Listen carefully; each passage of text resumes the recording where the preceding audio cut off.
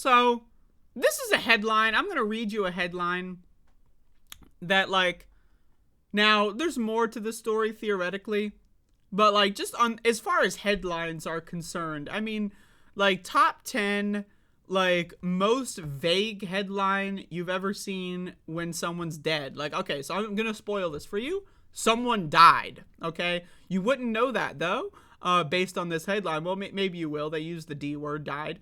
But you wouldn't know anything else about it based on this headline. Are you ready for this one? Okay. Family of woman who died after falling out of patrol car in Georgia files lawsuit. So this apparently happened a while ago. I missed it, but I'm here again to cover this. A woman died after falling out of a patrol car. You know, the patrol cars that don't even have door handles on the inside. You know, the patrol cars that have, like, iron and steel cages. Yeah, she fell out and died. Like, I mean, I'm serious. How? I mean, come on, man. Come on, how is this? The family of a Georgia woman who died after falling out of a police car. I mean, I'm serious. How do you die while falling out of a police car? How do you die while falling out of a police car? Was the car going 90 miles an hour? And, like, she somehow opened up the steel cage and was able to open up the door that doesn't even have a handle on the inside? Right? Like, how? How does somebody die when falling out of a car? Like, I'm trying to fucking figure this out. I'm trying to use my imagination here to describe, you know, in images in my head, how this is even remotely possible. Okay. Brianna Grier, 28, was having a mental health episode and was being transported by a Hancock County Sheriff's deputy when she fell out of the moving patrol car on July 15th of 2022. Okay, so the patrol car was moving, and somehow she fell out of the car.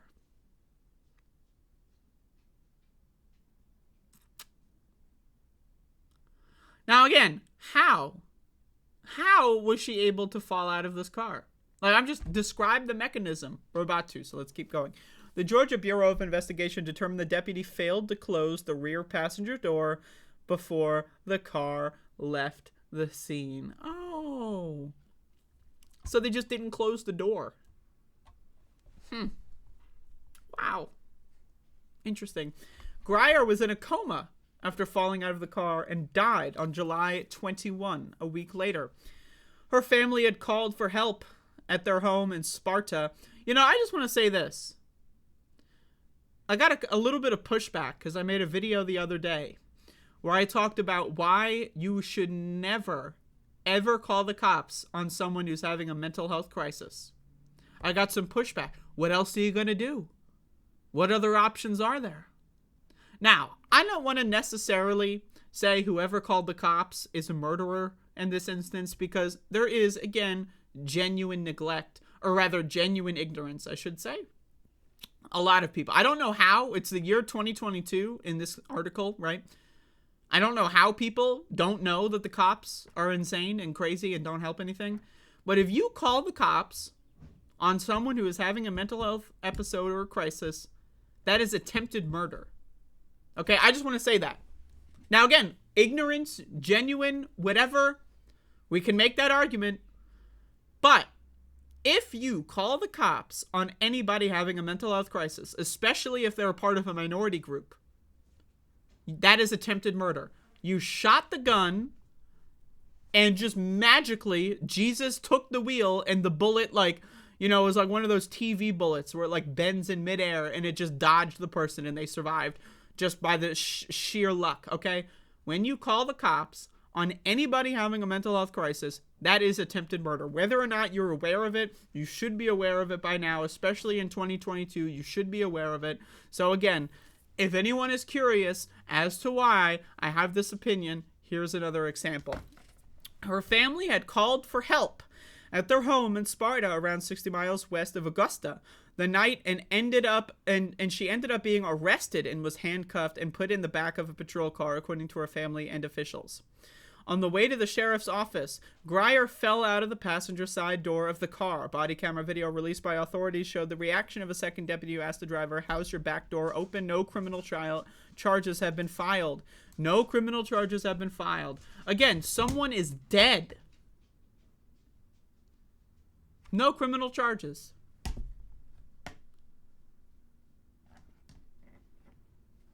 So again, I really, like, if there is any way, like, I know oftentimes talking about politics, we're shouting in the dark, we're screaming at the choir, whatever it is.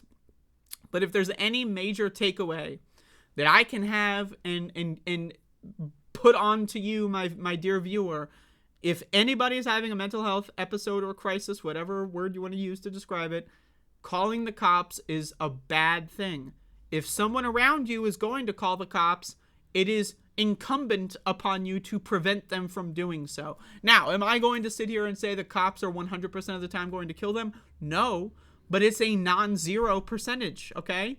Unless you genuinely believe that you are about to be killed by somebody, right? And even then, calling the cops, they usually take like half an hour to get there, so it's not really like... But outside of, like, you are, like, locked in a closet somewhere, and, like, there is almost no area I can think of or situation I could think of where calling the cops would be beneficial to anybody. But I'm just saying, if you care about your family member, if they're having a bad time, calling the cops is only going to make it worse. This person is having a mental health crisis. Does it say anywhere why she was arrested? Why was she arrested? Why was she arrested? Why was she even put into a police car? Right now, again, I just read this article all the way up until this point, okay? It doesn't even say that she was acting dangerously. It doesn't say she had a knife, she had a gun, she threatened people. All we know is that this innocent person was having a mental health crisis. And for whatever reason, that is an offense that deserves you to be put in handcuffs and arrested? For having a mental health crisis. So if I'm depressed and I'm crying in my bed, theoretically a cop is allowed to come to my house and arrest me? Like, where's the crime? Where is even the alleged crime? There is no alleged crime. There is no, she was waving a knife. There is no, now maybe it is if you keep reading, right? Grier's family said that she was diagnosed with schizophrenia and she was on medication for the disorder. She was having a mental health episode and her mother called authorities for help. What does this mean? A mental health episode? Why? Now, again, shame. Now, I know this mother is having a hard time killing her kid. I get it, okay? You killed your kid. It was an accident. It happens. You know, I'm not trying to even sound unsensitive, but it does happen. Parents do accidentally murder their children. It is, and I'm not going to say that this parent it's a terrible person. I mean, she made a very awful mistake and she's going to have to live with that. That is punishment enough. All right. But there was no, like, why was she arrested? Why, like, where was the arrest? Right? Why did the arrest, like, cops should go, like, get in there, theoretically, right? You call the cops, they go in there, they de-escalate the situation, they calm her down, they leave.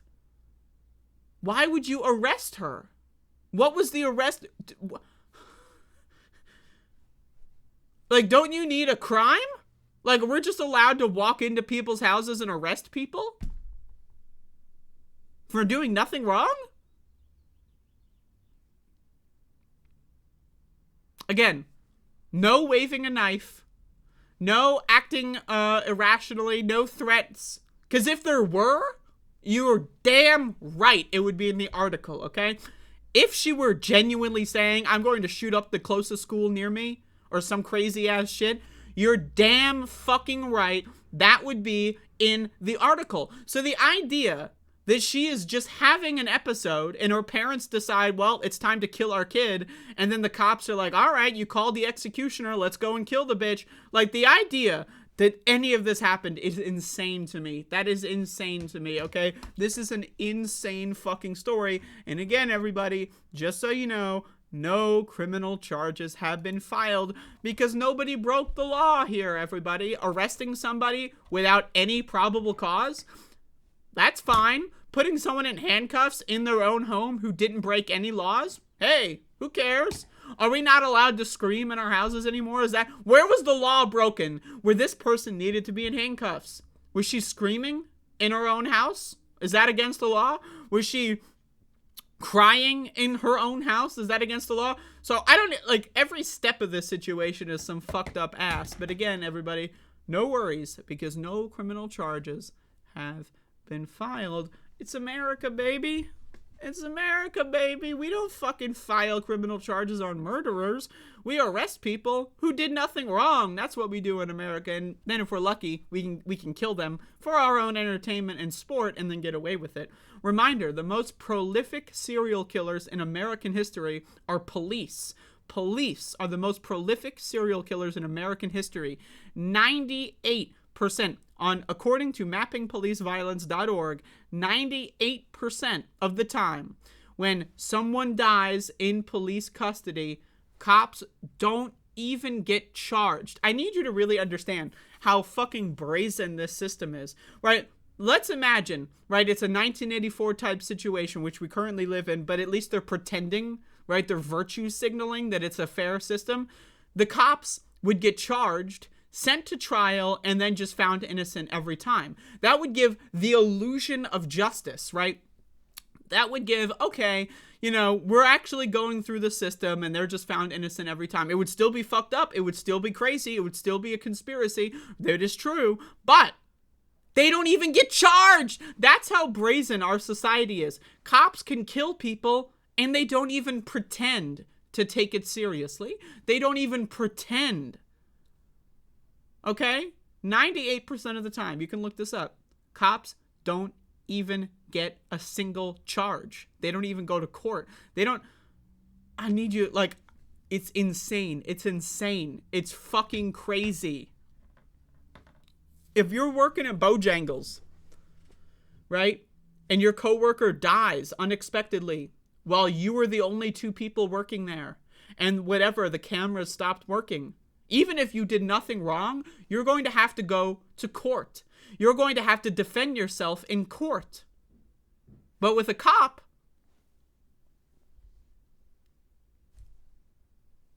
I'm sorry, I can't go to court. I can't go to court, Your Honor. I have an appointment. I got to beat my wife that day. I'm sorry, Your Honor. I can't do it. Insane.